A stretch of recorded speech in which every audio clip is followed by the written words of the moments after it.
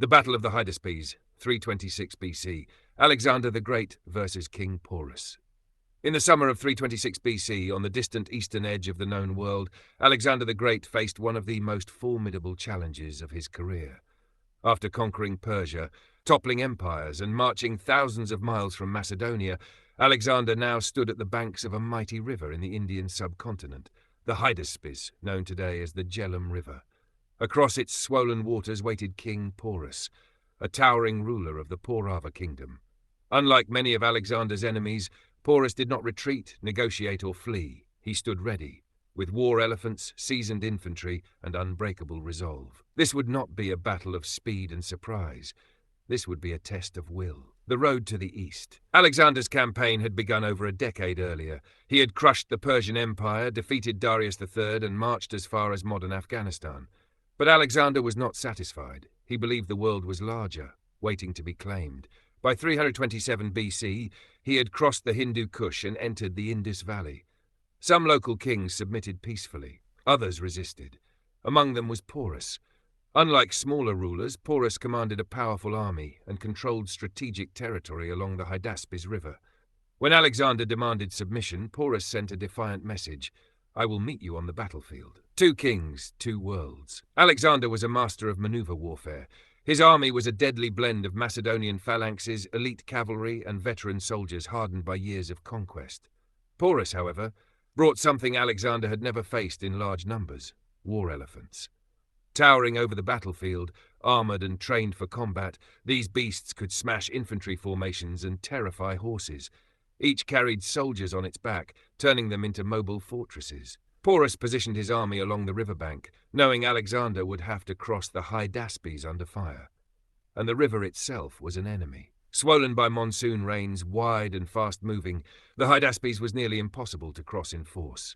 Porus waited. The battle of wits. Alexander knew a direct crossing would be suicidal. Porus's army watched the river day and night. Any movement was met with patrols and arrows. So Alexander turned to deception. For days, he staged false marches up and down the riverbank, sending cavalry out at night, lighting campfires, creating noise. Porus grew accustomed to these movements, assuming they were mere distractions. Then, one stormy night, Alexander made his real move. Taking a selected force of cavalry and infantry, he quietly marched upstream under cover of thunder, rain, and darkness. At a wooded bend in the river, he crossed using boats and makeshift rafts.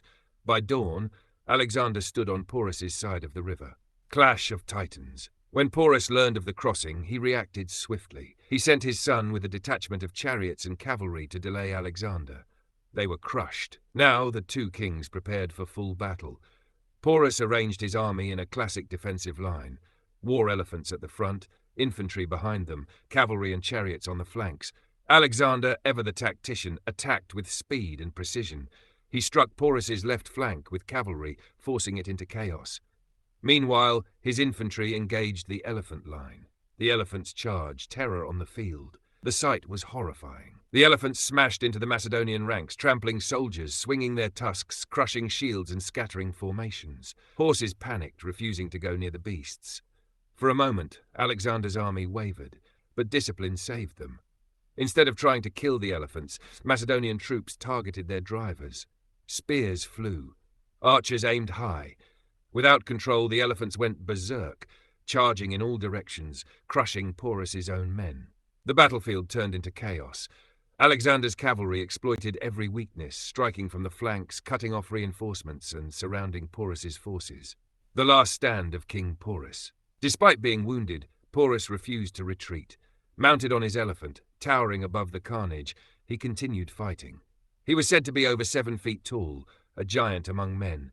As his army collapsed around him, Porus stood firm. Eventually, surrounded and bleeding, he was captured. Alexander expected him to beg.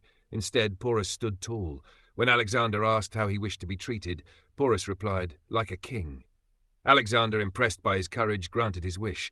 Not only did he restore Porus's kingdom, he expanded it.